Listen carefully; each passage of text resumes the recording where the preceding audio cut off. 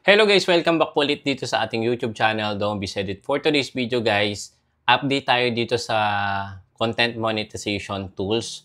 And ang dami guys nagkaroon ng invitation ngayon and hopefully kayo po na umaasa na magkaroon ng mga individual tools before like yung sa in-stream ads, ads on reels, and then yung performance bonus. Well, ito na yung pagkakataon natin dahil this coming August 31, lahat po ng mga monetized na sa mga individual tools ay magkakaroon po ng content monetization. So, yung August 31 din, yan po yung huling araw na kikita tayo sa mga individual tools at magiging content monetization na po yung ating mga tools na yan. Okay? So, para hindi po kayo malito, papakita ko muna sa inyo yung update. So, nandito tayo sa ating monetization sa professional dashboard.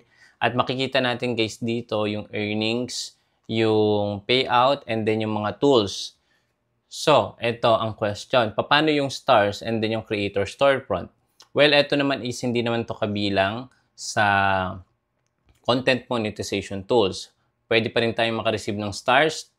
Pwede pa rin tayo makareceive ng request sa ating mga followers kung sila ay mag-a-avail ng inyong creator storefront. Okay? So, etong tatlo na to, ayan, yung ads on reels, yung bonuses, and then yung stream ads, yan po ay hindi na magiging tawag dito, available after August 31 kung kayo po ay monetize dyan. So, ngayon, papakita ko lang sa inyo, ito yung ating ads on reels. So, wala nang earnings yan. Nakalagay dito, you're now earning through content monetization. You're no longer earning through ads on Reels program dahil meron na po tayong content monetization wherein ito nang isinet up natin. Ganon din sa bonuses, wala na din niyang earnings, no? Dahil kasama na nga po yan sa bagong tools na content monetization. Same din po yan dito sa long form video. Okay? And kung i-click natin itong content monetization, makikita din natin guys dito yung mga tools na individual dati. Katulad ng Reels, videos, and then yung text, stories, and photos under po yun ng bonus program. So, malinaw po na pinag-isa na lahat yan ni Facebook para isang invoice lang. Kung kayo po ay wala pang invitation sa content monetization at meron kayong followers, marami kayong followers, or meron kayong 100,000 followers, as long na kayo po ay comply or sumusunod sa policy ni Facebook, no? Especially sa community standard, so malaki po yung chance nyo na makareceive ng invitation. Pero kung kayo po ay nakaka-receive ng mga copyright issue, community standard violation, di ba? Ano pa ba? Yung fake news, yan. Possible po matatagalan hanggang hindi natin na-appeal or nare-remove yung ating mga restrictions or violation. So ngayon, gusto ko lang din i-share sa inyo, no? Meron din po ditong bagong update na tinutulungan po tayo ni Facebook para mas maging effective na content creator at kumita ng malaki. Nakikita nyo po itong your earnings potential. Ayan. Yung ating grade is very good based on all our content. Pag clinic po natin ito, meron po ditong weekly tips for your content. Ayan, earning potential. We recommended focusing on content topics are related to your current strategy as technology, gadgets, and online services. Pag clinic natin learn more, ito po ay base sa Meta AI or Artificial Intelligence. Wherein na-detect po ni Meta or ni Facebook yung ating mga ina-upload sa ating page or sa profile. Sabi dito, ayan, ito nga, nakita ni Meta AI, mostly yung ating content ay category siya ng technology, gadget, and online services. For example, you could create content that around, ito. How to recover a disabled Facebook account. Ayan, yung mga powerful tips na pwede nyong gawing title or gawin mismong content. Or tips for using Piso Wi-Fi voucher effectively. So, iyan yung sinasuggest na ni Meta AI na gawin natin sa mga susunod natin na content.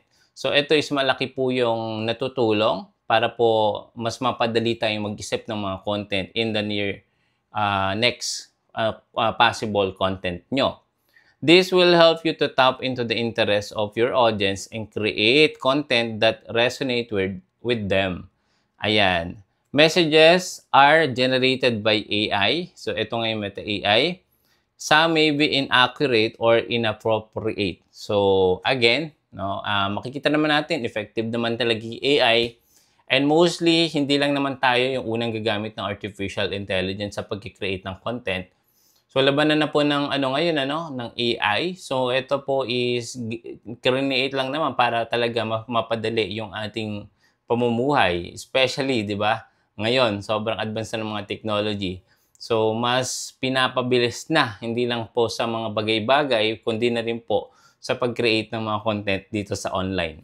So, meron pa dito sa may ibaba, yung what influences your earnings potential. So, meron ditong audience engagement, content originality. Yung ating status, again, makikita natin dito is very good.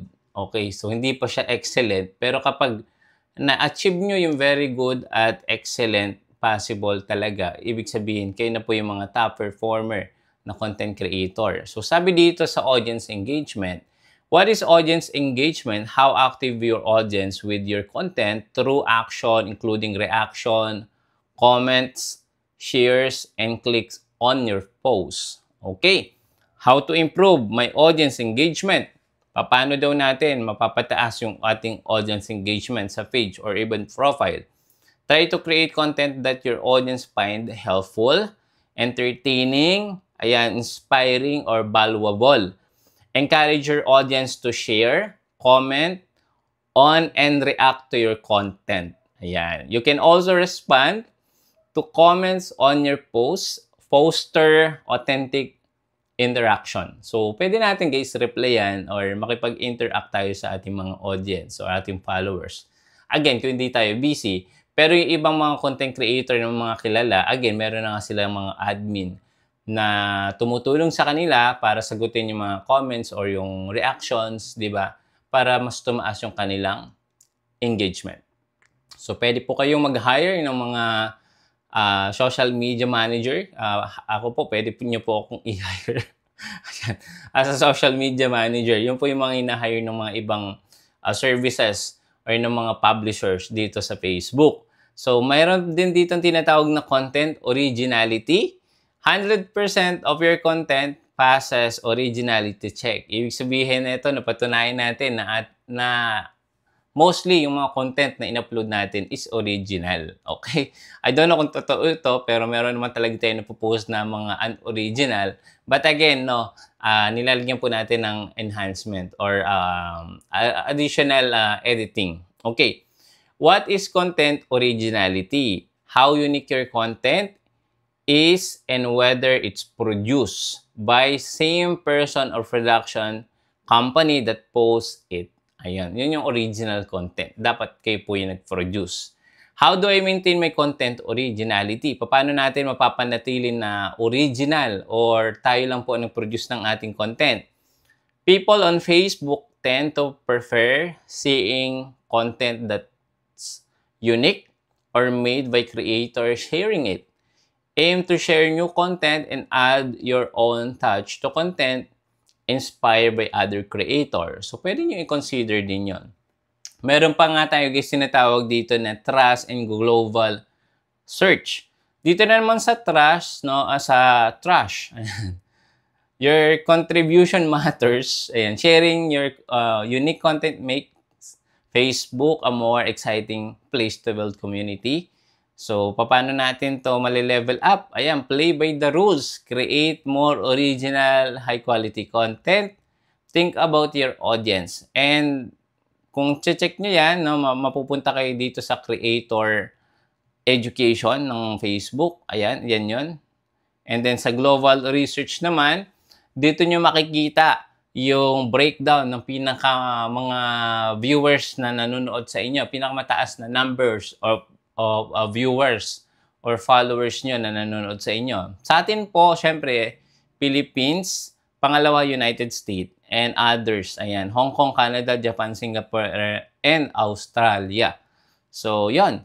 Ibig sabihin guys, no, kung mapapasama yung mga top tier country, ibig sabihin mas malaking potential na kitain nyo sa Facebook, 'di ba? Pag mga top high country, yan po yung mga tawag dito, yung matataas yung mga ads na binabayad sa creator. So, well, pwede nyo targetin yan based on your content, 'di ba? So, again, yun, pwede nyo i-consider. But for now, hanggang dito muna yung ating content, no, ang ating video, and hopefully nakatulong. Pwede nyo itong gamitin, pwede nyo itong i-explore. At guys, kung nakatulong at kung bago ko pa lang dito sa ating YouTube channel, don't forget to subscribe. Click the bell icon para kapag meron tayong mga next video upload, manonotify po kayo kagad. See you again sa next video. Bye-bye.